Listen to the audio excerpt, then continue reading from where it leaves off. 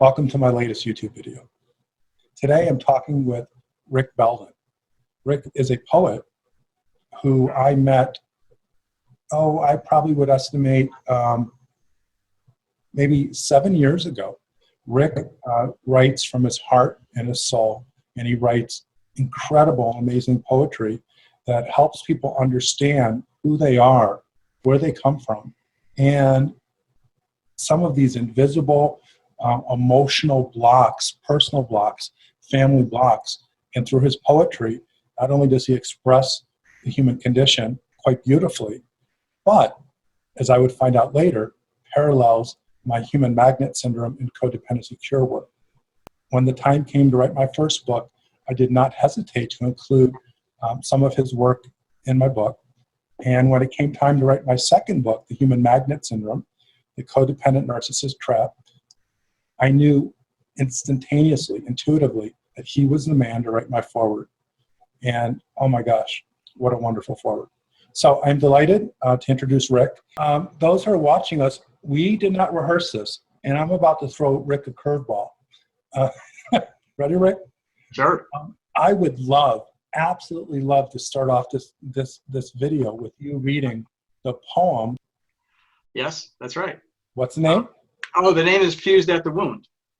Would you, I know we didn't prepare it. Would you consider reading that? And because I think that runs at the heart and the soul of two people, man, women, partners in love, who carry wounds from their childhood, from the way they were raised by their parents, or what I call attachment trauma.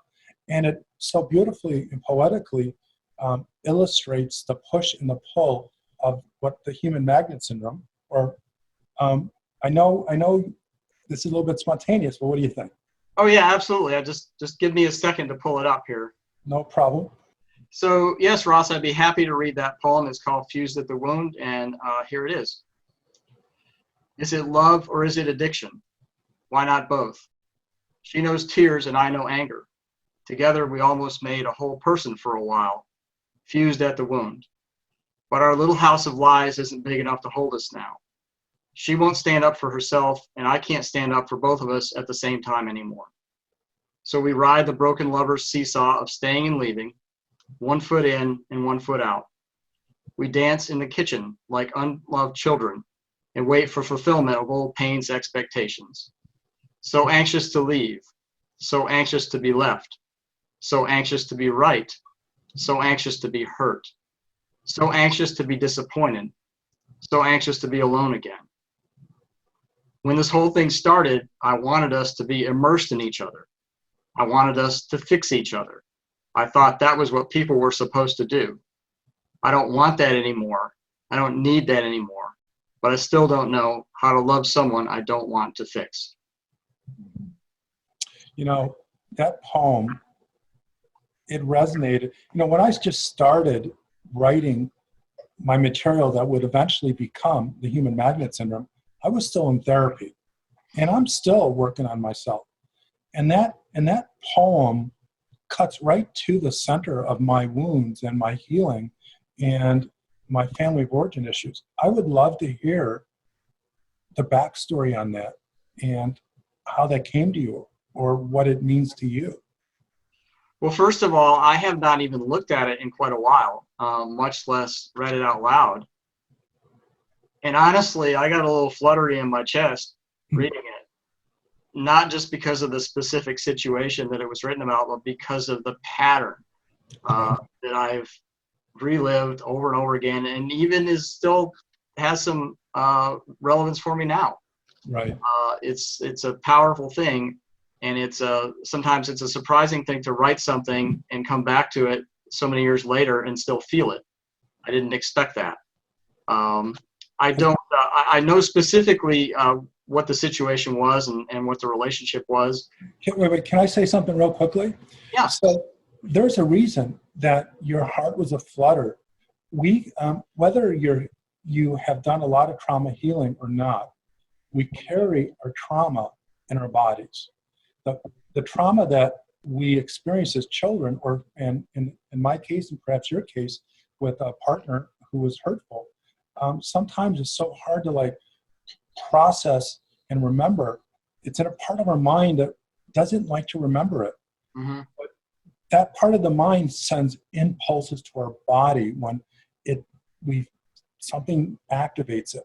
So when you tell me that you haven't really thought about it for a long time, and you read it, and you feel your heart aflutter, it means that, you know, it triggers that raw connection, perhaps the birth of the idea, the symbolism of where it came from, or a direct memory of what happened.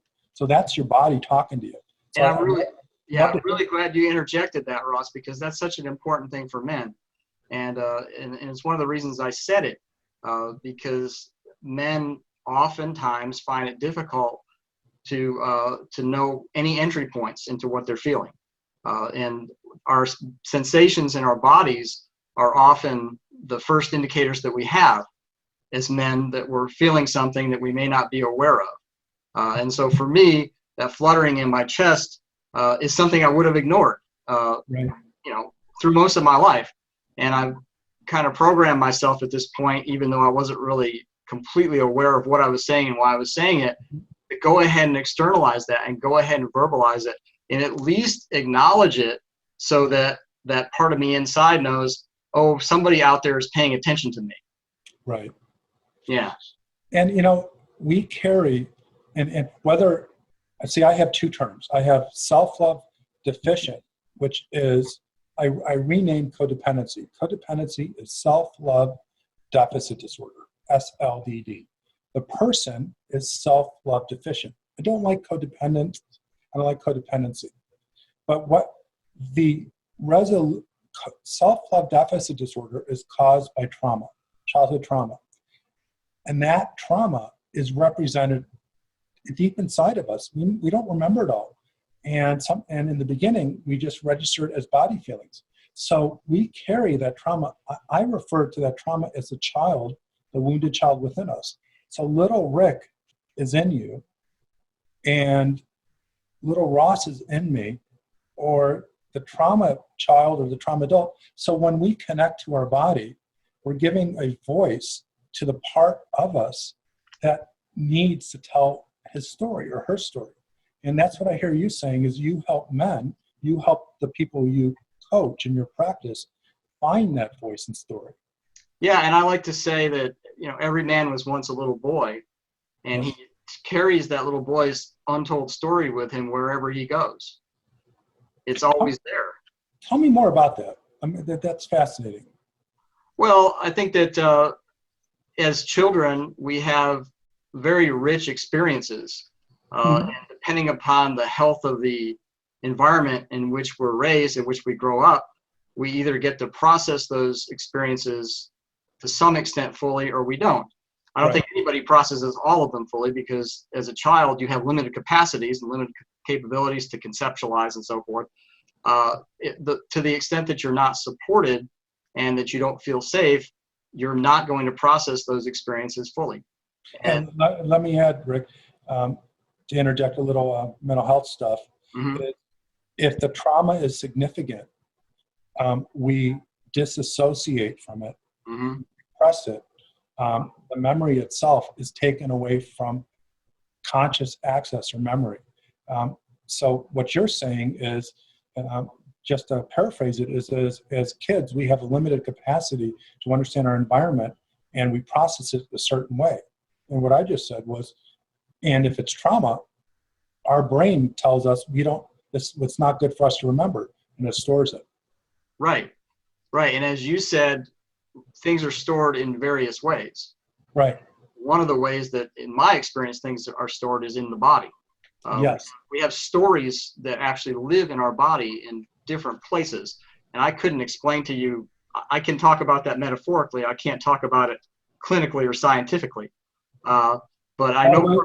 By the way, I don't want you to try to talk about it clinically or scientifically, because that would be so unauthentic.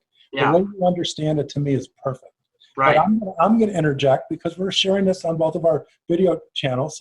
So But be you, and you're perfect. So again, about the body. Go ahead. I'm sorry. Right. So that was really key for me, because I was somebody who intellectualized my experiences. I'm a thinker as well as a feeler, but my feeler had sort of been subjugated and pushed away because it was not safe. And so I tried to deal with all my emotional experiences analytically. And the breakthrough for me was when hold on. I have to interpret this. So what you're saying then is one of your defense mechanisms or coping mechanisms was what we call intellectualization. Yes. Everyone has a different defense mechanism for their trauma. Sometimes it's disassociation, repression, projection. But for people like you who are really smart, it's intellectualization, is keep it in the thinking part of your brain so you don't have to feel it. Right, exactly. The idea being, I can figure this out. Exactly. I can figure out lots of things. So I can figure this out. And the thing that was the breakthrough for me was when I worked with a gentleman named John Lee here in Austin, who was very instrumental in the men's movement, as it was called, in the late 80s. And that was the very beginning of me understanding that my body was not this sort of mechanical apparatus that I was trapped in, that was just sort of disobedient and uncooperative, and that the things that I felt and the physical sensations that I had actually had something to do with my experience. They weren't just these sort of abstract nuisances that I was trying to make go away. And so it's been over a long period of time for me to even get to the point where I could say, oh, by the way, when I read this, I felt this fluttering in my chest. I didn't even have the words to put to that at that time. If I could say I felt uncomfortable, that was about as good as I could get. And if I could actually localize it, that was amazing. And I think this is a key to the work for a lot of men, is to be able to find those entry points, whatever they are. And our body is there for us all the time. The information is there all the time. And it's pretty reliable if we can develop some skills to access it, and if we can start to develop some confidence that it has value. So let me give the scientific psychological spin to what you said. So trauma, our mind is through evolution, the mind or the brain had to figure out a way to process trauma that it thought would be dangerous for us to remember. If you were in Vietnam, the Gulf War, or for that matter, you were raped, and it was the horrendous experience of trauma, or a child with a terrible narcissist, the mind has a breaker switch. And when it's too much, it makes a decision. Of course, we don't know it. And it takes those memories and moves them to another part of our brain where we can't remember it. And it stays there. But because of evolution, we needed to have access to the feelings of the trauma. For example, if you are a caveman and your brother got eaten by a saber-toothed tiger, and it was too grisly to remember, but every time you went past the cave, your heart would burst in palpitations and sweat. It's like the body is saying, get the fuck out of there. Mm-hmm. But you're not going to remember your brother being eaten up in front of you. So it almost is a part of our, it saves us. So what I'm saying is that this body feeling that you're talking about is the only access we have to trauma until we are in psychotherapy or advanced coaching, where we can take that trauma and move it forward. And so by you saying what you said, is you are helping a person grab hold of as much as they can psychologically, and express it, the body, and you worded it perfectly, in order to move forward in incorporating the trauma so you no longer have to walk around wounded. What do you think of my explanation? I think it's great. I think that's a really perfect way to extend what I said and to put it in a different frame that sort of completes the thought in that way. I've had so many, since I began to gain access to this, well, I've noticed a couple of things. One is initially it can be very overwhelming, Right. and I still have experiences where I'm having a strong physical experience, and I can't really connect it to anything that puts it in context, and that can be really, really difficult. But I would also say that over time, I have less and less of those experiences. It's been a process that takes some practice, because initially, if you're not used to it and you start to open up to something, especially if it's connected to trauma in your body, it can be very overwhelming, but it doesn't have to be that way. I think it's a matter of, again, being in a proper context where you have some assistance and you have some guidance and everything's properly paced. You don't have to take Niagara Falls in your pail all in one fell swoop, Niagara Falls in what? in your bucket, Your Texas accent threw me off, sorry. Yeah, that's okay. I've been here a long time. Or my Chicago accent, for that matter. I guess, yeah. But I also like the idea of, at least for me, it works well to kind of frame this metaphorically as a story. That there is a story that this sensation represents. There's a story that this sensation is affiliated with. And one of my favorite quotes that I like to use all the time is by a guy named John Sarno, who said, "Oh my gosh, no bleep way. Oh my gosh." Okay. In a second, I'm going to tell you what this is about. Okay. Well, and it's an abbreviated version of the entire quote, but the essence of it is, he says that the reason childhood things are important is because the unconscious has no sense of time. That is so. So do you want to know why I just kind of went, I did a little bit of a, I don't know, you tell me the word, freak out? A little bit, yeah. Yeah, okay, go ahead. I never thought that you and I met because of a matter of coincidence. Every time I talk to you, I realize, we are so connected. So for my viewers, I told you a story. I did a video with Tracy Malone where I talked about trauma and how it is represented in the body. And I told you my story, and there's a link to it, and it'll be right here or there. You'll see when I produce it. But I told you the story of my back pain and how my back pain, horrible, debilitating back pain, and the doctors didn't know anything about it. And it was after reading John Sarno's book that I realized and learned, and now I'm filled with goosebumps here, that I learned that if trauma is unconscious, the body registers it, and it registers it at your weakest link. And he said that well over 50% of back pain was psychosomatic. It was a representation of an emotional condition that your mind couldn't process, so it was represented in your body. Yeah. When I learned that, my life changed. And I figured out, because of some good therapy, that my back pain was specifically connected to feeling trapped in abusive relationships. So that quote again, if you can repeat it. Say that, what was that quote that you liked about Sarno? The reason childhood things are important is because the unconscious has no sense of time.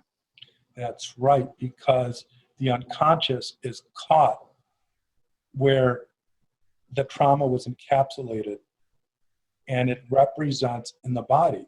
And that's where little Rick, or I go Rossi, that's what I was called. I don't want to presume you were Ricky, but little Rick. It would be correct though, yeah. When we get those feelings, and Sarno taught me this, we have to listen to them. And if those feelings get you sick, fibromyalgia, back pain, headaches, you might not remember why, but it's a clue to discover it.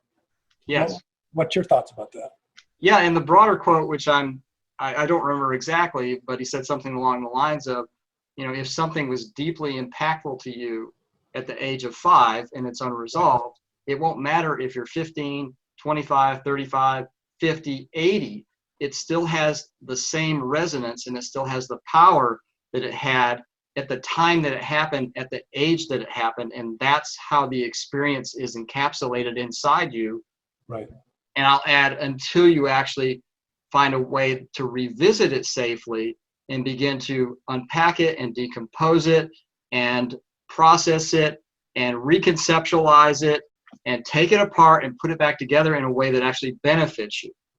See, Sarno was ahead of his time. This was an MD. This Yes. was an orthopedic surgeon. He was ahead of the brilliant contributors, Besser Vanderkolk, Peter Levine, so many of the other brilliant folks out there who are just blowing up the world with great research and material. So let me give you my point of view of what you just said, which connects to the greater trauma research that's out there. And it comes from a guy whose book I read in 1989. In the very beginning of my career, I wanted to figure this out. And you probably can't find any of his work, but his name is David Grove. And David Grove said that trauma that is repressed or disassociated, post-traumatic trauma that we don't remember, is frozen at the point right before it happened. Oh.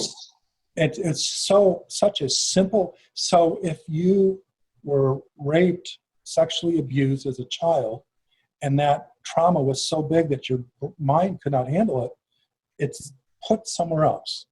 We don't remember it. But what we do remember is the leakage, or what I call the leakage, and how it comes through with our body.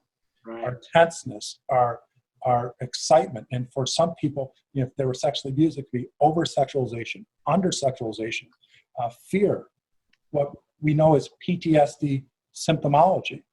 And so connecting to what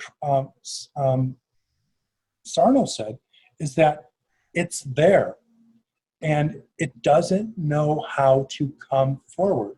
It literally is in a part of our brain that is not connected to our thinking part, our cerebral cortex. That's extremely important. Yeah. There are no links to it. That's how we evolved, because those memories are dangerous. The problem with our evolution is that we didn't evolve to have it naturally resolved. We need trained trauma therapists, people like you, who are trauma coaches, trauma therapists like myself, to find the words and tell the story so we can connect the memory to the body feeling. And what we call that, and now I remembered it, we call that integration. Mm-hmm. Yeah, exactly.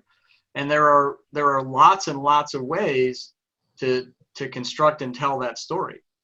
For someone who's the way I am, I wrote a lot of poems. I wrote 3 poetry books. That was me externalizing, kind of grinding through, becoming aware, conceptualizing, externalizing, and articulating the thing. For other people, it's art. For a lot of men, it can be something that seems unrelated and kind of nonlinear, but actually building something or working on something.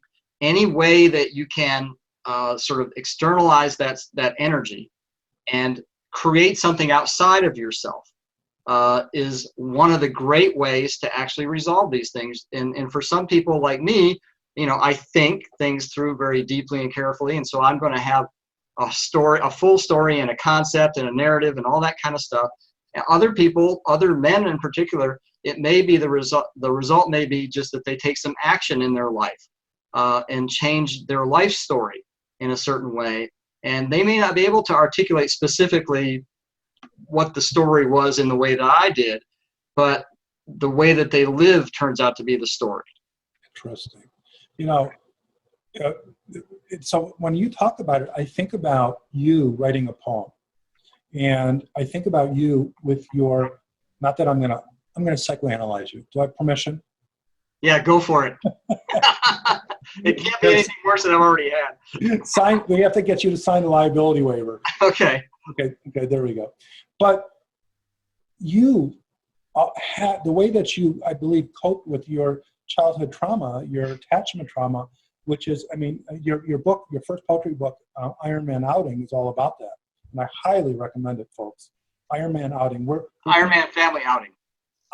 Iron Man Family Outing. Yes. Where can they get that book? You can get it on Amazon, or you can get it directly from my website. Okay, and we'll have that in all that information in the description of this video. But so you, like me, we're very similar. We needed to intellectually work this out. Mm-hmm. So we're writing, doing poetry. But the emotional part needs to come out also. Yes. We just don't know that. Yes. And the coolest thing happened to me yesterday, and I want to share it with you. A client came by to visit me, and I haven't seen him in 5 years, so he just kind of came in, and it was a wonderful surprise. And he was in the waiting room talking to another one of my clients, and they were talking about their therapist, and they had a good old time. And my photography, because I'm a photographer, they were analyzing it. And I don't remember giving them permission to analyze me. I'm joking, of course. And so when I met my client, she goes, me and the client, we'll call him Bill, was noticing your photography. All of it is kind of dark and ominous. I go, no, it's not. They go, oh, yes, it is. It's all dark. And I go, and of course I'm going, no, it's not. and she goes, well, what about that picture? I go, well, yeah, it is kind of dark and ominous. And I said, well, it's because of the photography effect. Well, what about the one in Venice in the waiting room? Yeah, I know, but it's the photography effect. And then all of a sudden it hit me. It was the part that was kind of unconscious that I could not get to myself, that I needed someone to bring forward, is that my artistic expression in my photography, like my poetry, and it's nothing like yours, is about the darkness of my life, the sadness. And It wasn't until then that unconscious part kind of came forward. It was kind of really cool. Yeah. And what do you think about that? Well, it reminds me of a couple of things. One is I had, when I did that first book, I had a friend of mine that I've known since junior high who read it, because I asked people to read the manuscript to give me their thoughts before I finished it off. And he said his reaction was, why can't you write something happy? Because you're working out your trauma, damn it. So you're not healthy enough. And I didn't take it personally, Ross, because that's the way he had told me years ago. He said, I don't put my stuff on other people. I don't want any other people to have to deal with my stuff. I want to keep it up. I want to keep it light, because people have a hard enough time with their own things. So I didn't take it personally. I understood that he was sort of imposing his method on me and going, why can't you be more like me? Because you're kind of bumming me out with this stuff, and I get that. And the other thing that kind of connects back to that and things we talked about previously is, one of my pet peeves that trauma survivors, or really anybody who's trying to heal from something that's difficult and fairly deep and complicated, everybody's heard this probably at one time or another. Why aren't you over this yet? And it's so destructive, and it's so non-helpful. And I guess its cousin is, you need to forgive so-and-so because it's been long enough. And those are not helpful things for people to hear. Well, what they do is they repurpose. When you ask, and I actually have a video on this by itself, when you ask someone to forgive a perpetrator of trauma who has not taken responsibility, or you have not allowed yourself to experience the emotions of being hurt, what you do is you perpetuate the it's lockage a word, I'm going to use it, the lockage of your trauma prison. You can't integrate the trauma if you can't experience it and be mad about it and sad about it and be angry, and then get an opportunity to decide if you want to forgive or not. So the people that say get over it, or you should forgive someone, are actually perpetrating more harm and further trauma than helping. I agree. And I've written about that as well. And I think the word that you used that's key there around forgiveness is decide. You get to decide. Everybody gets to decide. I would never say everybody needs to get to the point where they forgive the people that harm them, because I don't know that. I don't know what the best thing is for them. And I don't know the extent of what they've got to travel to get there. It's different for everybody. And the other aspect I would say that I wrote about in the piece that I wrote about this several years ago is like, it's also unreasonable to expect someone to forgive harm that's ongoing. I mean, a lot of abuse doesn't stop in adulthood. It just sort of shifts into a different mode. That's insane. I mean, that is self-love deficit disorder. That's codependency. That's narcissistic abuse syndrome.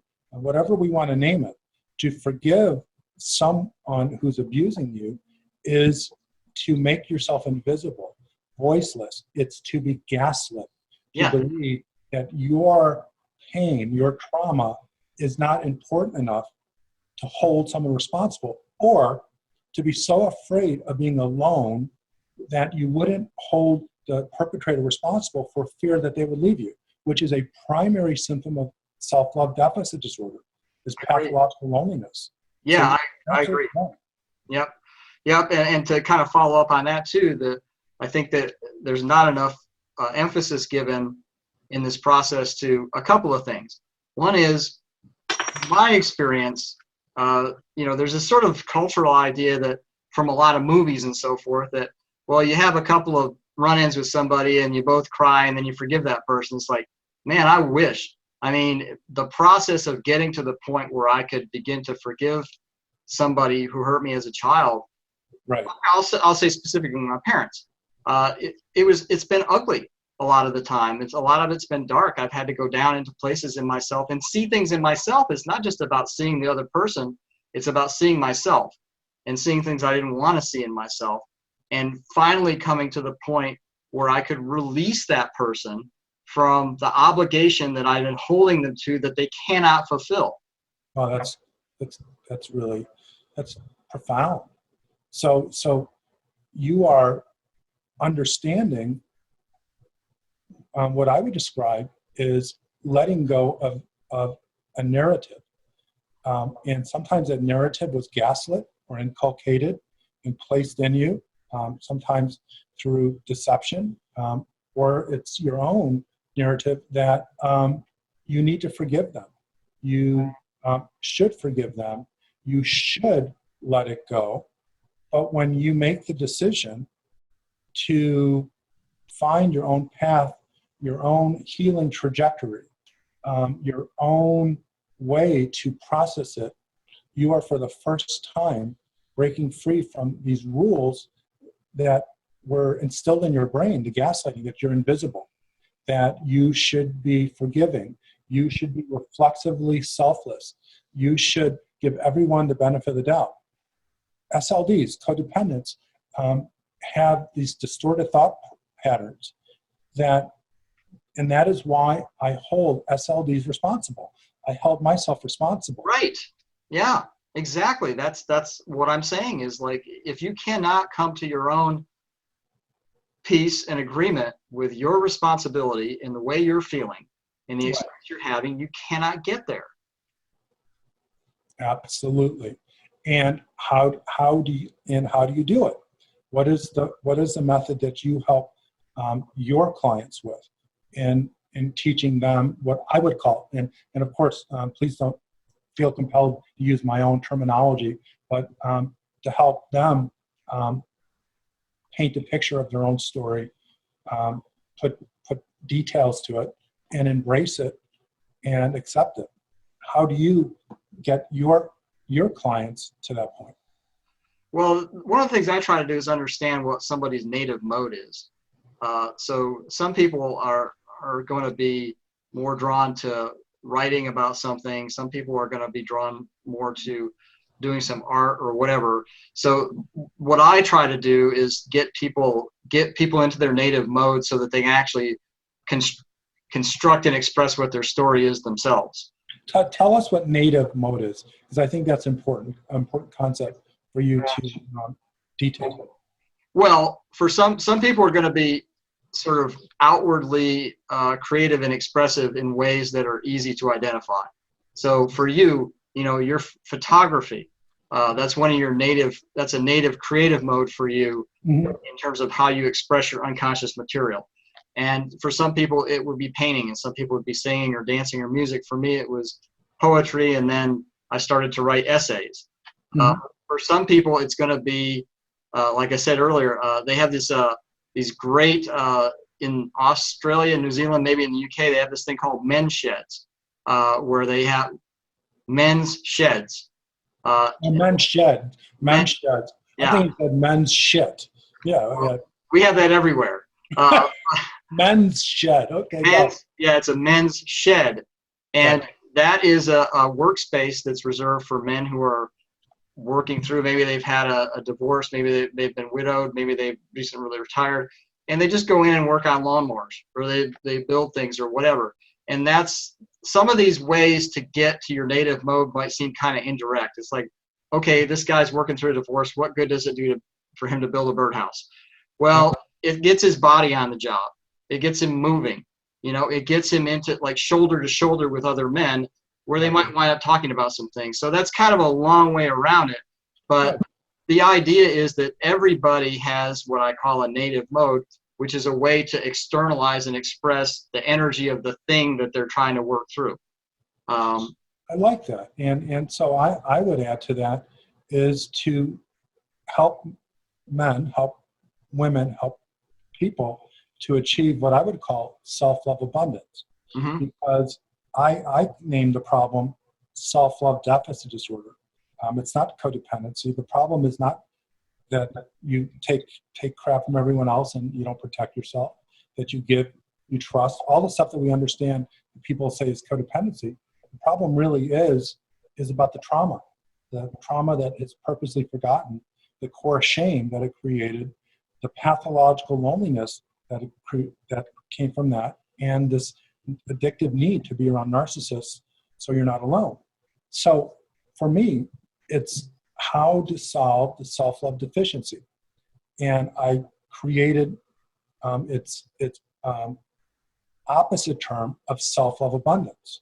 So if self-love deficiency is a problem, self-love abundance is what I call the cure.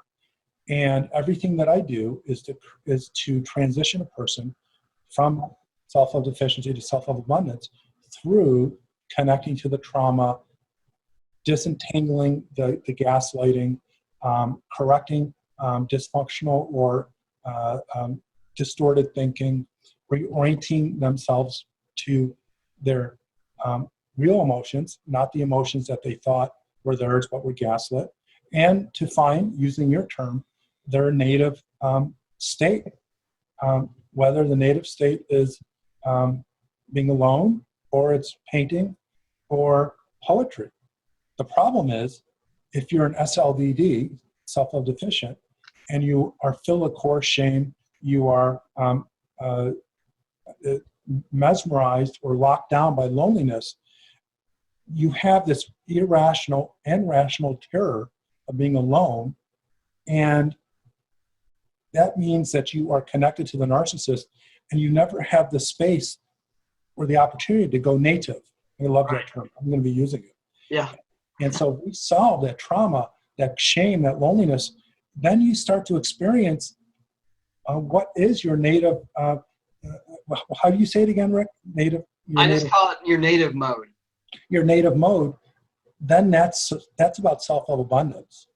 I agree with that. Yeah, I think that's all really great. And that ties back into the sorts of things that I've learned to do with myself that I'm also applying with other people, which is that if you're going to do any of this, you have to have a frame of self-care that you develop, that you live in, because that's your foundation, that's your container, that's your protective space that you build for yourself. And so many of us come into adulthood having no idea how to do that, having never experienced it or never seen anybody else do it necessarily.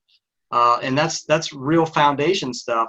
The other thing that I like to do with people is in terms of, to get it back to like, how do you learn how to take responsibility for your part in a functional, healthy way, where you're not doing it in a pathological way when you're taking responsibility for things that aren't your part, is to walk people through a process of evaluating the choices that they're making. So if somebody's in a bit of a loop, or if they're stuck, which is it's kind of almost the same thing. I mean, people loop around and people feel stuck, and it amounts to the same thing. You're not going anywhere. So one of the things I try to do is like, okay, let's see if we can. Wait, hold on, time out. So when you're stuck or in a loop, I want to suggest another way of looking at it. Okay. You're not stuck, you're not in a loop, but a part of you, the unconscious part of you, the trauma child, the one that doesn't want to get to the trauma, won't let you go forward. Yes. Because until you solve the trauma, there is so much fear and apprehension about the world, and it keeps you stuck. Exactly.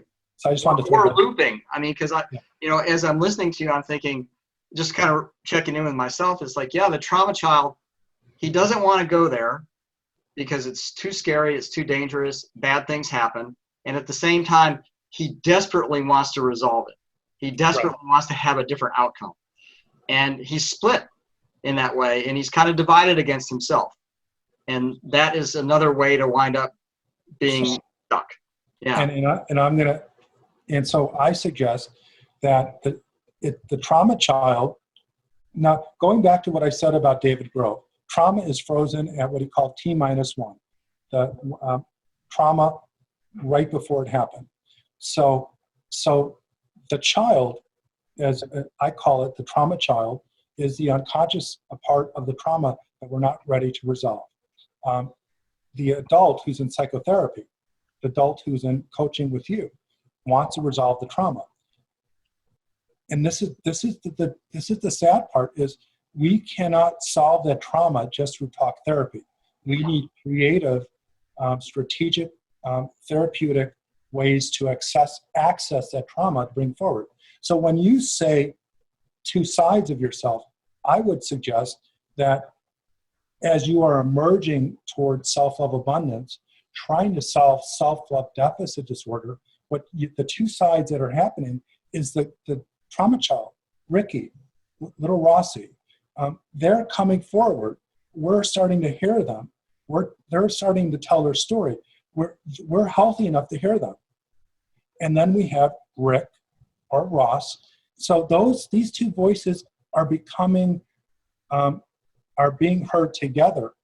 And the goal of trauma recovery is to integrate these two voices into a one voice of the healing man or woman, so that we don't have two sides battling. But until then, it is really good to be conscious of the two sides, because I promise you, there are so many people who, before working with me, and I'm sure before you, they don't have two sides. They just have their dysfunctional side at best, that body feeling. Right. What do you think of what I just said? Yeah, I think that's right. And not to overcomplicate things, in my experience, it's not just little Ricky. It's like my 15-year-old. It's, Interesting. Yes. Representations and aspects at all different ages.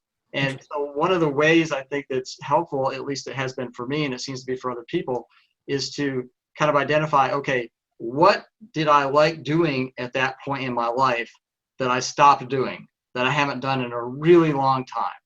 Interesting. And that can be a good way to start to make friends with that aspect, as I call it, whatever age it is, and to sort of bring and let that part of you know, it's like, hey, you can come back now. There's somebody here that is listening, that wants to see you. And by the way, we both like doing that thing that we used to do. We just haven't done it in a long time, whatever it is. So what you're saying is we are nurturing. See, that child, remember, he's frozen T-1. Right. He has been disassociated, repressed in this, what I call the trauma dungeon. And because of pursuit of mental health, the voice is coming forward, the story is being told. And what you said is what I call a self-love abundant, self-love. It's nurturing that child. See, yes. I don't know about you, but because of my parents who are deceased, but I never got the nurturing. I never got the unconditional love.